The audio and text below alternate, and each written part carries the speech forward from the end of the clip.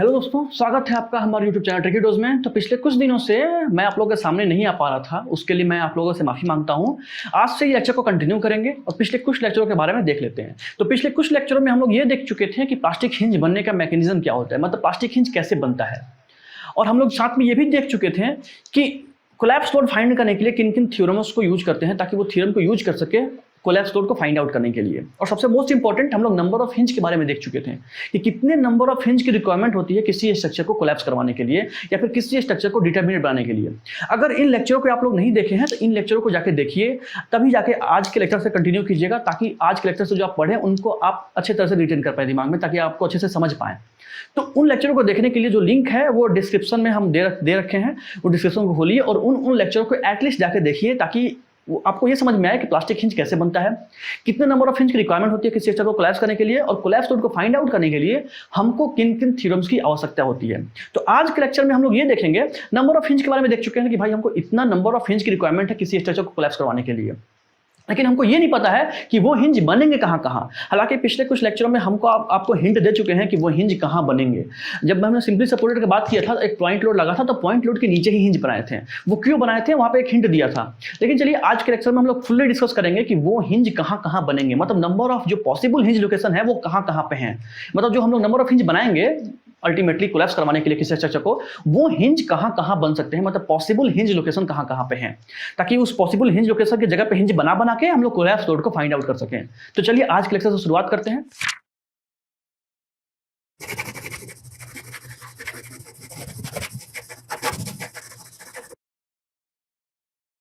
तो ध्यान दीजिएगा, आज हम लोग लोकेशंस ऑफ प्लास्टिक हिंजेस के बारे में देखेंगे। ये ध्यान दीजिएगा कि ये कंफर्म लोकेशंस नहीं होते हैं, ये पॉसिबल लोकेशंस होते हैं। लेकिन आपको जो भी ये लोकेशंस मिलेंगे, हम आपको जो भी लोकेशंस यहाँ पे लिस्ट आउट कराएंगे, वो लोकेशन पॉसिबल लोकेशंस होते हैं, मतलब वहां बन सकता है। अब कहाँ बनाना है वो आपको डिसाइड करना है किसी स्ट्रक्चर को देख के, कोलैप्स कितने पे अकर कर रहा है। मतलब कि जब कोलैप्स लोड अकर करवाइएगा तो वो कोलैप्स लोड होता है, वो कोलैप्स लोड ऐसा मिनिमम लोड होता है जिस लोड के अंदर किसी स्ट्रक्चर का कोलैप्स हो रहा हो। तो ध्यान दीजिएगा, जब हिंज आप बनवाएंगे, यहाँ हिंज यहाँ बना दिए, तो ऐसा हिंज बना के कोलैप्स लोड को फाइंड कीजिए उस तरीके से ताकि जो हमारा लोड है वो मिनिमम आए।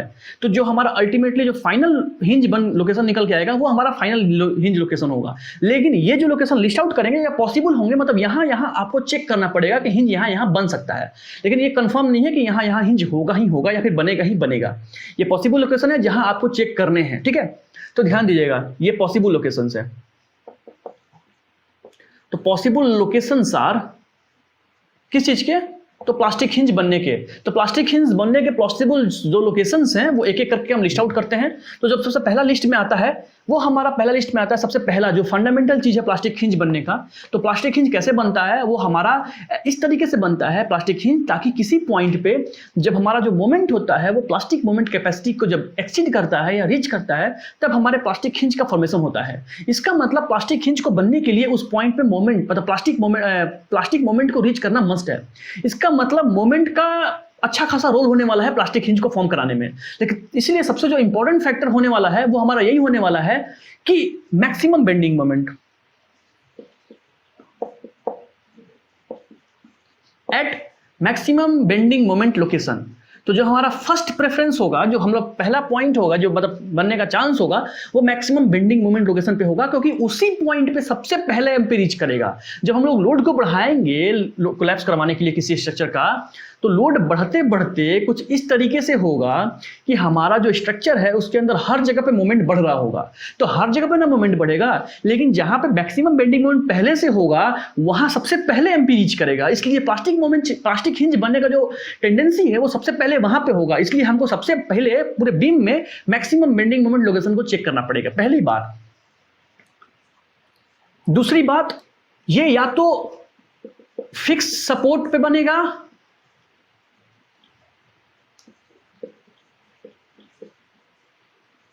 फिक्स सपोर्ट या रिजिड जॉइंट पे बनेगा।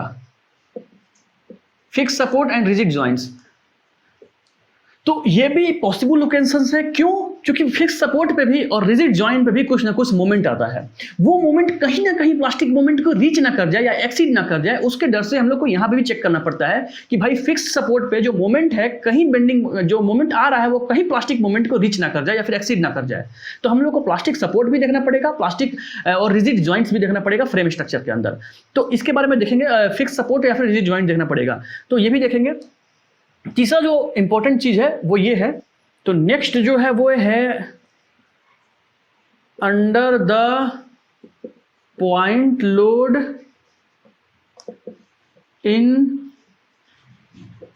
Supported span but not at free and. ध्यान दीजिएगा, देखिए सबका जो बेसिक है वो यही है, सबका बेसिक यही है कि हमको मैक्सिमम बेंडिंग मोमेंट लोकेशन पे हिंज बनने की टेंडेंसी सबसे ज्यादा होती है। अगर स्ट्रक्चर हमारा पूरा स्ट्रक्चर यूनिफॉर्म हुआ तो, यूनिफॉर्म मटेरियल से बना हुआ तो, या फिर यूनिफॉर्म क्रॉस सेक्शन हुआ तो सबसे बेसिक यही है, इसी से ये दोनों निकल के आता है। हमको ये क्यों चेक करना पड़ रहा है, क्योंकि यहाँ पे भी मैक्सिमम बेंडिंग मोमेंट रीच करने की टेंडेंसी होती है। बेंडिंग मोमेंट यहाँ पे भी आता है, फिक्स सपोर्ट पे भी, बाकी सारे सपोर्ट पे नहीं आता है, हिंज सपोर्ट पे नहीं आता है, रोलर सपोर्ट पे नहीं आता है, फ्री ज्वाइंट पे नहीं आता है, फ्री एंड पे, लेकिन रिजिड ज्वाइंट पे भी आता है मोमेंट, तो हमको वहां चेक करना पड़ेगा। तीसरा है अंडर द पॉइंट लोड, ये भी क्यों चेक कर रहे हैं, इन द सपोर्टेड स्पैन में जो जहां पॉइंट लोड होगा, ध्यान दीजिएगा, जहां भी पॉइंट लोड होता है उस पॉइंट लोड के नीचे मैक्सिमम बेंडिंग मोमेंट अकर करता है, उस पॉइंट लोड के नीचे मैक्सिमम बेंडिंग मोमेंट अकर करने का चांस होता है। इसलिए हमको यहाँ पे भी चेक करना पड़ेगा कि किसी भी स्ट्रक्चर में अगर सपोर्टेड स्पैन मतलब किसी स्पैन मतलब बहुत सारे स्पैन है, 1 2 3 स्पैन है, तो किसी स्पैन में अगर पॉइंट लोड आ रहा होगा तो उस पॉइंट लोड के नीचे भी हमको ये चेक करना पड़ेगा कि प्लास्टिक हिंज बन रहा है कि नहीं बन रहा है, या फिर बन सकता है कि नहीं बन सकता है। तो ध्यान दीजिएगा, ये सब चेक करेंगे। लेकिन ध्यान दीजिएगा, हिंज कभी भी फ्री एंड पे नहीं बनेगा। वो क्यों नहीं बनेगा वो आपको पता है, क्योंकि फ्री एंड पे जो बेंडिंग मोमेंट होता है वो हमेशा जीरो ही होता है। फ्री एंड पे बेंडिंग मोमेंट कभी एक्सीड नहीं करता है, चाहे कैंटिलीवर हो या फिर ओवरहैंग सेक्शन हो। जो फ्री एंड होगा वहां पे कभी भी मोमेंट हमेशा बेंडिंग मोमेंट जो होता है वो हमेशा जीरो होता है। तो बेंडिंग मोमेंट हमेशा जीरो होने की वजह से वहां पे प्लास्टिक हिंज तो प्लास्टिक मोमेंट रीच करने का कभी टेंडेंसी ही नहीं है। इसका मतलब प्लास्टिक हिंज के फॉर्मेशन का जो चांस है वो जीरो है। फ्री एंड पे कभी भी हिंज का फॉर्मेशन नहीं हो सकता है। तो ये तीनों रहे। और 2 और इंपॉर्टेंट पॉइंट है जहां पे हिंज बनने की टेंडेंसी होती है, उसको अभी देखते हैं नेक्स्ट स्लाइड में। जो हम लोग थर्ड पॉइंट देखे हैं, तो थर्ड पॉइंट का थोड़ा सा एक्सप्लेनेशन देख लेते हैं। थर्ड पॉइंट हम लोग ये बोल रहे थे कि किसी भी सपोर्टेड स्पैन में अगर पॉइंट लोड है तो पॉइंट लोड के नीचे हिंज बनने की टेंडेंसी होती है। तो एक काम करते हैं, यहाँ पे एक क्या है, रोलर सपोर्ट है, यहाँ भी एक रोलर सपोर्ट है, और ये आके ओवरहैंग हो गया है, यहाँ आके ये एक्सटेंड हो गया है बीम। तो देखिए, ध्यान दीजिए, यहाँ पे कहाँ कहाँ पॉसिबल हिंज लोकेशन है हमारे पास इस स्ट्रक्चर को देख के। पहली बात कि यहाँ पे एक फिक्स सपोर्ट है तो यहाँ बन सकता है। दूसरा, मैंने यहाँ पे लोड नहीं दिखा रखा है, एक लोड भी दिखा दीजिए यहाँ पे। अब यहाँ पे इस स्पैन के अंदर ये स्पैन के अंदर यहाँ पे पॉइंट लोड एक्ट कर रहा है, मतलब यहाँ भी हिंज बनने की टेंडेंसी है। लेकिन ध्यान दीजिएगा, हिंज कभी यहां नहीं बनेगा, ये एक फ्री एंड है, ये एक फ्री एंड है, तो हिंज कभी यहां नहीं बनेगा। क्यों? क्योंकि यहां पे बेंडिंग मोमेंट हमेशा जीरो होगा। यहाँ पे बेंडिंग मोमेंट हमेशा जीरो होगा, चाहे ये कहाँ इधर अंदर में कोई भी लोडिंग कंडीशन हो, यहाँ पे बेंडिंग मोमेंट हमेशा जीरो होगा। इसलिए फ्री एंड पे कभी भी ये प्लास्टिक हिंज नहीं बन सकता है, क्योंकि मोमेंट तो वहां बढ़ ही नहीं रहा है। तो प्लास्टिक मोमेंट को रीच करने की जो टेंडेंसी होती है वो बिल्कुल नहीं होती है। तो प्लास्टिक मोमेंट को रीच करने की जो टेंडेंसी होगी वो या तो यहाँ हो सकती है पॉइंट लोड के अंदर, या फिर रिजिड ज्वाइंट पे हो सकती है, या फिर बीम में कहीं भी जहां पे मैक्सिमम बेंडिंग मोमेंट अकर कर रहा हो। ध्यान दीजिए, इसका बीएमडी हम लोगों ने नहीं ड्रॉ कर रखा है। अगर बीएमडी ड्रॉ करेंगे तो हमको ये भी पता चलेगा कि कहां पे और पॉसिबिलिटी जनती है, मतलब कहां पे और भी पॉसिबिलिटी आ सकती है मे बी हिंज बनने की। तो किसी स्ट्रक्चर के अंदर इसके लोड के अंदर हो सकता है यहाँ पे बेंडिंग मोमेंट मैक्सिमम अकर कर रहा हो, तो एक तीसरी टेंडेंसी यहाँ भी आ जाएगी जहां पे हिंज बन सकता है। लेकिन फिलहाल अभी हम लोग बेंडिंग मोमेंट इसका डायग्राम बनाने के कंसर्न नहीं है। डिग्री बेंडिंग मोमेंट जब आगे जब प्लास्टिक हिंज का एक्चुअल फॉर्मेशन करवाना होगा क्लास लोड को फाइंड करने के लिए, तब हम लोग ऐसे स्ट्रक्चर का बीएमडी भी ड्रॉ करेंगे। तो बीएमडी ड्रॉ करके हम लोग ये देखेंगे कि कहाँ पे मैक्सिमम बेंडिंग मोमेंट आ रहा है। जहां मैक्सिमम बेंडिंग मोमेंट आएगा वहां पे सबसे पहले हिंज का फॉर्मेशन होगा, वो हमारा फर्स्ट प्रायोरिटी होगा हिंज बनाने के लिए, प्लास्टिक हिंज बनाने के लिए। तो चलिए, तो 3 पॉइंट के बारे में देख चुके हैं, अभी 2 पॉइंट हमारे और बाकी हैं। तो उन 2 पॉइंट में से जो चौथा पॉइंट है, wherever cross section changes, इसको क्रॉस सेक्शन को पूरा ले देते हैं, क्रॉस सेक्शन चेंजेस, जहां भी क्रॉस सेक्शन चेंज करे, जहां भी क्रॉस सेक्शन चेंज करे, उसके कहने का मतलब कि अगर आपने ये बोथ साइड में फिक्स सपोर्ट करके एक स्ट्रक्चर बनाया है जिसमें एक इस पॉइंट पे क्रॉस सेक्शन चेंज कर रहा है, अब ध्यान दीजिएगा, जहां भी क्रॉस सेक्शन चेंज करे वहां पे टेंडेंसी आती है प्लास्टिक हिंज बनने की। वो क्यों आती है वो खुद से सोच के देखिएगा। अगर आप इसका बीएमडी ड्रॉ करेंगे तो बीएमडी तो फिक्स होगा कि भाई यहाँ पे कुछ ना कुछ मोमेंट आएगा, सपोर्ट के पास कुछ ना कुछ मोमेंट आता है और इस सपोर्ट के पास कुछ ना कुछ मोमेंट आता है। तो मैक्सिमम बेंडिंग मोमेंट के अलावा भी यहाँ हिंज बनने की टेंडेंसी क्यों आ रही है? क्योंकि जो हमारा प्लास्टिक मोमेंट हो सकता है यहाँ पे रीच कर जाए पहले। क्यों? क्योंकि जो हमारा प्लास्टिक मोमेंट का जो फॉर्मूला होता है वो क्या होता है? Fy(a/2 y1 बार प्लस y2 बार होता है। तो ये फॉर्मूला में जो प्लास्टिक मोमेंट है वो किस पे डिपेंड कर रहा है? एक तो Fy पे डिपेंड कर रहा है, मतलब मटेरियल पे। हालांकि यहाँ मटेरियल पूरा सेम है, जो मटेरियल का ये बना हुआ है वही सेम मटेरियल का ये भी बना हुआ है, तो मटेरियल सेम है। अब क्रॉस सेक्शन, ये देखिए, ये जो इसमें जो ये पार्ट आ रहा है ना, ये क्रॉस सेक्शन की प्रॉपर्टी है। इसका मतलब क्रॉस सेक्शन पे डिपेंड कर रहा है। आपको स्टार्टिंग में ही जब प्लास्टिक मोमेंट के बारे में डिटेल में बताए थे, तो प्लास्टिक मोमेंट के बारे में जब डिटेल में बताया था, ये बताया था कि प्लास्टिक मोमेंट जो किस चीज की प्रॉपर्टी है, प्लास्टिक मोमेंट जो प्रॉपर्टी है वो क्रॉस सेक्शन की प्रॉपर्टी है, वो क्रॉस सेक्शन पे डिपेंड कर रहा है। तो ये क्रॉस सेक्शन पे डिपेंड कर रहा है, ये मटेरियल पे डिपेंड कर रहा है, तो दोनों चीज पे डिपेंड करता है एमपी। तो किसी भी मटेरियल का एमपी जो प्लास्टिक मोमेंट है, प्लास्टिक मोमेंट कैसा मोमेंट होता है? जिस मोमेंट पे उसके अंदर प्लास्टिक हिंज का फॉर्मेशन हो जाए। तो जिस मोमेंट के अंदर प्लास्टिक हिंज का फॉर्मेशन हो जाए वही मोमेंट तो फाइंड करना है हम लोग को। तो वो मोमेंट किन किन चीजों पे डिपेंड कर रहा है? पहला कि वो मटेरियल पे डिपेंड कर रहा है कि वो कौन से मटेरियल से बना हुआ है, उसका स्ट्रेंथ क्या क्या है, और उसका क्रॉस सेक्शन कैसा है। मतलब क्रॉस सेक्शन, ये क्रॉस सेक्शन प्रॉपर्टी ही है ना, तो क्रॉस सेक्शन का एरिया। अब यहाँ क्रॉस सेक्शन यहाँ से जाने पे यहाँ पे क्रॉस सेक्शन कैसे बदल रहा है? क्रॉस सेक्शन का एरिया ही बदल रहा है। यहाँ क्रॉस सेक्शन कुछ और है, यहाँ पे इतना चौड़ा क्रॉस सेक्शन है, यहाँ पे इतना पतला क्रॉस सेक्शन है, तो क्रॉस सेक्शन का एरिया ही बदल रहा है। और साथ में y1 बार y2 बार, मतलब कि क्रॉस सेक्शन का डिस्ट्रीब्यूशन ही बदल रहा है। y1 बार क्या होता था? ऊपर वाले पार्ट के सीजी का उस न्यूट्रल एक्सिस से डिस्टेंस, प्लास्टिक न्यूट्रल एक्सिस से। उसी तरह y2 क्या था? नीचे वाले पार्ट का सीजी का उस न्यूट्रल एक्सिस से डिस्टेंस। तो ये सब अगर आपको लेक्चर समझ में, ये सब समझ में नहीं आया तो पिछले लेक्चर को जाके देखिए, डायरेक्ट इस लेक्चर को मत देखिए, पिछले लेक्चर को जाके देखिएगा, तब समझ में आएगा कि ये y1 y2 के बारे में बहुत डिटेल में बात कर रखे हैं। तो इनको जाके देखिए, तब यहाँ पे समझ में आएगा क्रॉस सेक्शन जैसे ही बदल रहा है, इसका मतलब एमपी बदलेगा। यहाँ पे सडनली कुछ एमपी और होगा, यहाँ पे कुछ एमपी और होगा। तो देखिए, तो जैसे ही एरिया कम किए, मतलब ये यहाँ पे जाके मटेरियल, यहाँ पे जो एरिया बड़ा था यहाँ पे एरिया कम हुआ, एरिया कम होने की वजह से उसके एमपी कम हो जाएगी। तो कहने का मतलब जब आप इसको एनालाइज करेंगे इस स्ट्रक्चर को, यहाँ पे एमपी कुछ और होगा, यहाँ पे एमपी कुछ और होगा।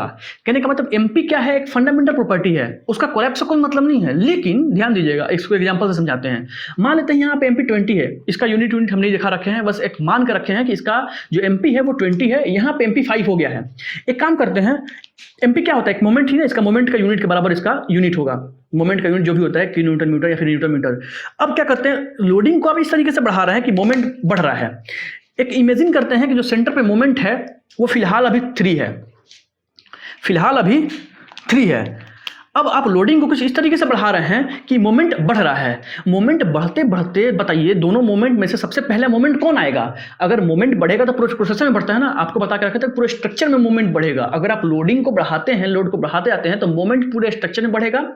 पूरे स्ट्रक्चर में मोमेंट बढ़ने की वजह से यहाँ भी मोमेंट बढ़ेगा। तो यहाँ पे फिलहाल मान लेते हैं मोमेंट 3 है, लेकिन जैसे ही लोड बढ़ा रहे हैं तो मोमेंट बढ़ेगा। 3 से 4 हुआ, 4 से 5 हो गया।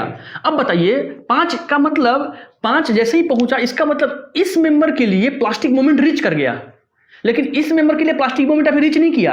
ये अभी और लोड बढ़ाएंगे और मोमेंट बढ़ेगा, तब जाके इसका प्लास्टिक मोमेंट रीच करेगा।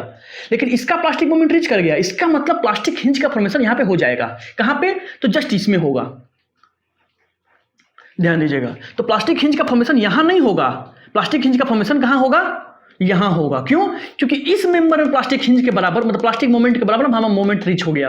तो इस मेंबर में प्लास्टिक मोमेंट के बराबर हमारा मोमेंट रीच हुआ, इसका मतलब इस मेंबर में ही हिंज बनेगा, इस मेंबर में नहीं बनेगा। तो हम इसलिए ये बता रहे हैं कि वेयरएवर क्रॉस सेक्शन चेंज, जहां क्रॉस सेक्शन चेंज करता है वहां पे हम लोग को फाइंड आउट करना पड़ता है कि किसका एमपी कमजोर है, किसका एमपी कम है। जिसका एमपी कम होगा वहां पे पहले प्लास्टिक हिंज बनेगा। तो इसके बारे में डिटेल जब हम लोग क्लास लोड को फाइंड करेंगे तो इसके बारे में डिटेल में बात करेंगे कि भाई वहां पे यूज आएगा इन चीजों का कि प्लास्टिक बनेगा कहां आखिर पे। हमारे पास 2 स्ट्रक्चर हैं, दो स्ट्रक्चर हैं, अगर 2 मेंबर हैं, 2 मेंबर हैं अगर, तो दोनों मेंबर में एमपी अलग अलग है। मान लेते हैं इनका एमपी है, इसका एमपी 2 एमपी है। तो हमको जो प्लास्टिक हिंज का फॉर्मेशन करना होगा, वो प्लास्टिक हिंज कहाँ पे बनेगा? कमजोर वाले मेंबर में, जिसका एमपी कम होगा। तो हमारा जो प्लास्टिक हिंज बनेगा वो हमेशा इस मेंबर में बनेगा, ना कि इस मेंबर में बनेगा। तो इसमें प्लास्टिक हिंज का फॉर्मेशन नहीं होगा, प्लास्टिक हिंज का फॉर्मेशन इधर वाले में होगा, क्योंकि ये कमजोर है। हम लोग का मोमेंट अगर बढ़ेगा तो सबसे पहले इसके प्लास्टिक मोमेंट को रीच करेगा, इसके प्लास्टिक मोमेंट को रीच नहीं करेगा।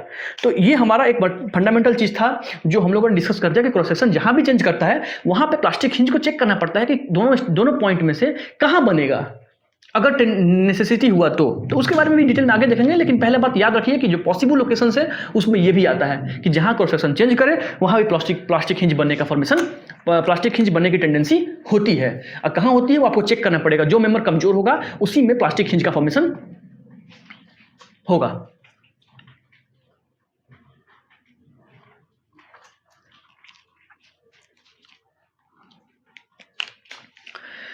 तो लास्ट, पांचवा और लास्ट पॉइंट जो है, वेयर एवर मेटेरियल चेंजेज, जहां मेटेरियल चेंज हो रहा हो। तो ये तो पहले वाले से ही रिलेटेड है। अगर किसी स्ट्रक्चर के अंदर, ध्यान दीजिएगा, यहां जा रहे हैं, ऐसे बराबर जा रहा है, पूरा बाकायदा एकदम अच्छे से इत्मीनान से जा रहा है, ये स्ट्रक्चर जा रहा है, यहाँ दोनों साइड से ये फिक्स जॉइंट है। लेकिन ध्यान दीजिएगा इसका मटेरियल बीच में कहीं चेंज कर रहा है। मतलब अगर देखा जाए तो इसके पहले कुछ और मटेरियल है और इसके बाद कुछ और मटेरियल है। तो मटेरियल चेंज होने की वजह से उसका यील्ड स्ट्रेंथ चेंज होगा, मतलब यील्ड स्ट्रेंथ जिस पे वो यील्ड करेगा उस पर चेंज होगा। तो हमारा पता है कि एमपी किस पे डिपेंड करता है, वो मटेरियल पे भी डिपेंड करता है और क्रॉस सेक्शन पे भी डिपेंड करता है। तो हमको पता है कि क्रॉस सेक्शन नहीं बदला है भाई साहब, ये क्रॉस सेक्शन तो नहीं बदला है, ठीक है। जैसा क्रॉस सेक्शन यहां से चल रहा था रेक्टेंगुलर, वैसा सेम क्रॉस सेक्शन यहां से यहां भी चला है। तो क्रॉस सेक्शन में कोई बदलाव नहीं हुआ है, हमारे क्रॉस सेक्शन में कोई बदलाव नहीं हुआ है, इस पार्ट में कोई बदलाव नहीं हुआ है। लेकिन ये पार्ट तो बदल गया। जैसे ही मटेरियल बदला, मटेरियल बदलने से उसका यील्ड स्ट्रेंथ चेंज हो गया। यील्ड स्ट्रेंथ चेंज हुआ तो यील्ड स्ट्रेंथ जैसे ही चेंज होगा तो उसका प्लास्टिक मोमेंट पे असर पड़ेगा। एग्जाम्पल के लिए ले लीजिए, एग्जाम्पल के लिए ऐसा ले लीजिए कि इसका जो यील्ड स्ट्रेंथ है वो 100 है और इसका जो यील्ड स्ट्रेंथ है वो 150 है। तो ध्यान दीजिएगा 100 इसका यील्ड स्ट्रेंथ कम है, इसका यील्ड स्ट्रेंथ ज्यादा है। इसका यील्ड स्ट्रेंथ ज्यादा है, इसका मतलब इसके अंदर जो मजबूती है वो ज्यादा है। इसका यील्ड स्ट्रेंथ जब ज्यादा होगा तो इसका एमपी भी ज्यादा होगा, तो इसका एमपी ज्यादा होगा और इसका एमपी कम होगा। तो इसके बारे में पहले से आप लोग जान चुके हैं, इसके जस्ट पहले ही बताए थे कि जिसका एमपी कम होता है उसमें प्लास्टिक हिंज बनने की टेंडेंसी ज्यादा होती है। तो अगर हमारा प्लास्टिक हिंज इस पॉइंट पे कहीं ना कहीं बनना होगा, अगर इस लोकेशन पे कहीं ना कहीं प्लास्टिक हिंज बनना होगा तो सबसे पहले किस में बनेगा, इसमें बनेगा कि इसमें बनेगा? देखिए सवाल तो ये है कि कहीं ना कहीं सेंटर पे तो बनेगा, तो बनना तो उसको तय है, लेकिन बनना तो बनेगा कहाँ? वो इस मेंबर में बनेगा, ना कि इस मेंबर में बनेगा। तो प्लास्टिक हिंज का जो फॉर्मेशन होगा वो इसमें होगा। क्यों? क्योंकि जैसे हम क्रॉस सेक्शन एरिया से उसके मजबूती और कमजोरी का रिलेशन बताए थे, उसी तरह आप यील्ड स्ट्रेंथ से भी उसके मजबूती और कमजोरी का कनेक्शन कीजिए। इसके यील्ड स्ट्रेंथ 100 होने का मतलब ये कमजोर है, इसके यील्ड स्ट्रेंथ 150 होने का मतलब ये मजबूत है। तो जो कमजोर होगा पहले हिंज का फॉर्मेशन उसमें होगा। अगर लोड को बढ़ाते हैं जो प्लास्टिक मोमेंट कैपेसिटी जो एमपी आएगा हमारा पहले इसमें रीच करेगा, क्योंकि ये कम है, इसका एमपी कम है, इसका एमपी ज्यादा है। एग्जाम्पल कीजिए, फिर वही एग्जाम्पल ले लीजिए, इसका 5 है, इसका 20 है। क्योंकि यील्ड स्ट्रेंथ कम है तो इसका एमपी कम होगा ना, इसका यील्ड स्ट्रेंथ ज्यादा है तो इसका एमपी, इसका 500 मान लीजिए, इसका 2000 मान लीजिए एग्जाम्पल के लिए, क्योंकि ये 100 था तो इसको 5 बोलना सही नहीं है, क्योंकि पहले ही से 100 है तो इसका एमपी 5 कैसे हो सकता है? तो अगर ये इसका यील्ड स्ट्रेंथ 100 है, एमपी 500 है, इसका यील्ड स्ट्रेंथ 150 है तो इसका एमपी ज्यादा होगा, जैसी बात है, 150 कुछ हो गया ज्यादा। अगर मोमेंट को बढ़ाते जाते हैं तो अभी हमारा मोमेंट 300 है, मोमेंट को बढ़ाएंगे तो मोमेंट बढ़ते बढ़ते 400 होगा, तो अभी हिंज का फॉर्मेशन कहीं नहीं हुआ है। मोमेंट और बढ़ाएंगे तो मोमेंट बढ़ बढ़ के 500 होगा। तो 500 मोमेंट होने का मतलब इसके एमपी का रीच कर गया ये। अगर इसका यहाँ पे प्लास्टिक हिंज बनना है तो यहाँ पे प्लास्टिक हिंज बन जाएगा कमजोर वाले में, क्योंकि इसके एमपी तो रीच कर गया ना, भले इसमें रीच नहीं किया तो यहाँ हिंज नहीं बनेगा, लेकिन इसके अंदर हिंज का फॉर्मेशन हो जाएगा। तो ध्यान दीजिएगा जहां जहां मटेरियल बदलेगा वहां प्लास्टिक हिंज बनने की टेंडेंसी होती है, प्लास्टिक हिंज बनने का लोकेशन हो सकता है पॉसिबिलिटी। तो प्लास्टिक हिंज को वहां भी एक बार चेक कर लीजिएगा। तो हम लोग क्या क्या डिस्कस किए एक बार रिवाइज कर लेते हैं। जहां भी बेंडिंग मोमेंट मैक्सिमम होगा वहां पे प्लास्टिक हिंज बनने की श्योरिटी होगी। वहां पर एकदम सबसे पहले जो प्लास्टिक हिंज बनेगा पूरे सेक्शन में, पूरे स्ट्रक्चर में वही बनेगा जहां पे बेंडिंग मोमेंट मैक्सिमम होगी। तो ये तो पहला फंडामेंटल था। दूसरा था जहां भी क्रॉस सेक्शन चेंज हो रहा हो, क्योंकि क्रॉस सेक्शन चेंज होने से उसका एमपी चेंज हो जाता है। जहां भी मटेरियल चेंज हो रहा हो, क्योंकि मटेरियल चेंज होने से फिर भी उसका एमपी चेंज हो जाता है। तो एमपी चेंज हो रहा है इसलिए उसका प्लास्टिक हिंज का पॉसिबिलिटी होता है, वहां पे चेक करना पड़ेगा कि प्लास्टिक हिंज कहां बन सकता है। जो कमजोर होगा उसमें प्लास्टिक हिंज पहले बनेगा।